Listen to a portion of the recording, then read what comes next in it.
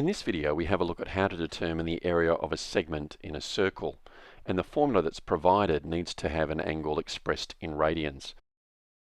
Let's have a look at how we develop the formula. First of all, we can see that in this circle on the right hand side that we've got an area of a sector which is shown here in dark green. If we then remove the triangular area, which is shown in purple, we're left with the segment.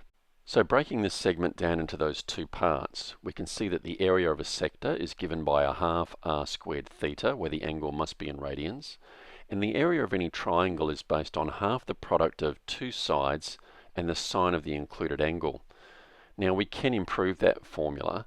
The area of a sector doesn't change at all, that's still a half r squared theta, but our triangle, the two adjacent sides are given by the radius, and the included angle is theta.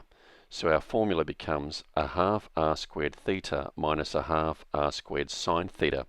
And we can go one better because we can factorize out the half r squared, and we're left with the area of a segment is a half r squared, and in brackets, theta minus sine theta. Let's have a look at some examples now of applications of this formula for the area of a segment. For this first example, it might be a good idea to pause here, see if you can draw the diagram for yourself, and then check to see if it matches when we go through the solutions in a moment. The first thing we'll do is we'll create a secant. Now a secant is a line that intersects a circle at 2 points.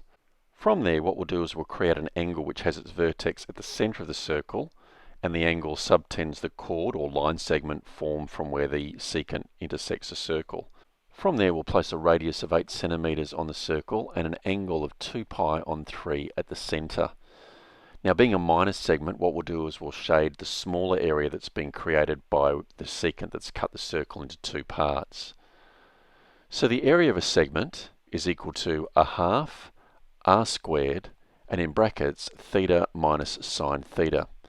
Now our angle is in radians, so we can substitute straight away. So it's a half of 8 squared, and in brackets 2 pi on 3 minus the sine of 2 pi on 3. Now 8 squared is 64, and in the brackets we've got 2 pi on 3, and the exact value for the sine of 2 pi on 3 is root 3 on 2. Now we could go through and try and leave this as an exact answer, but what we'll do here is we'll work it out in the calculator. So our answer comes to 39.31 centimeters squared to 2 decimal places. It's advised that what you do here is pause for the moment and have a read of example 2 and see if you can come up with a diagram that matches the situation. We can draw our diagram by going through the question step by step based on the instructions. So the first thing we'll do is we'll draw angle MON such that O is at the center and MN are points on the circle, and the angle at O, which subtends the arc MN, is 1 radian. We'll then draw a radius of 8 centimeters, and we'll show that on the line segment between O and M. Now what we need to do is draw a circular arc ON, which is actually inside the sector OMN, and that's based on a circle where we've drawn a center C. So that's basically inside the large circle. And then what we've done is shaded the region which is cut away from sector OMN by the segment at ON. So to determine the shaded area, what we need to do is determine the area of sector OMN and then subtract the area of the segment ON. Now sector OMN can be calculated using the formula a half r squared theta. So we've got a radius of 8 and we've got an angle of 1 radian. So 8 squared is 64, and the angle being 1 is a very simple multiplication, and that ends up with an area of 32 centimeters squared. Now to determine the area of the segment at ON, we need to consider the formula and what information we need to fill the formula. So the area of a segment is a half r squared bracket theta minus sine theta. We need an angle at that center C, shown in orange, which subtends the segment. To find this segment, what we'll do is we'll draw a line from C that cuts the chord ON in half and forms a triangle. We also know that a line from the center of the circle which cuts a chord in half will be perpendicular to that chord.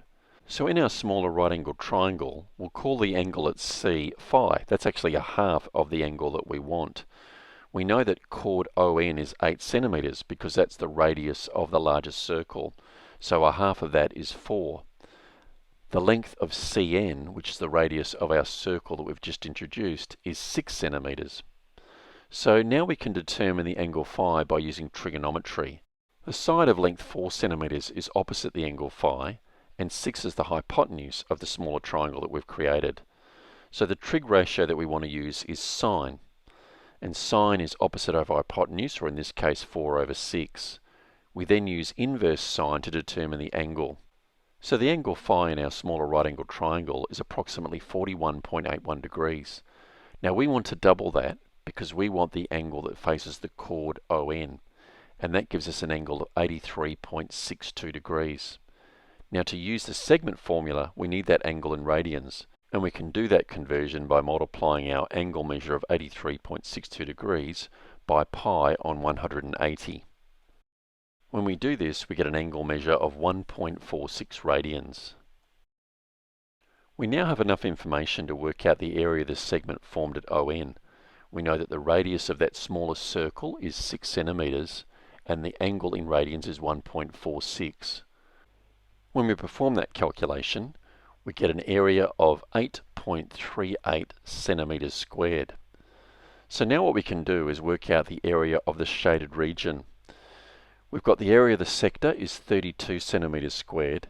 The area of the segment created at ON is 8.38. And if we perform that subtraction, we get a total area for the shaded region of 23.62 centimeters squared.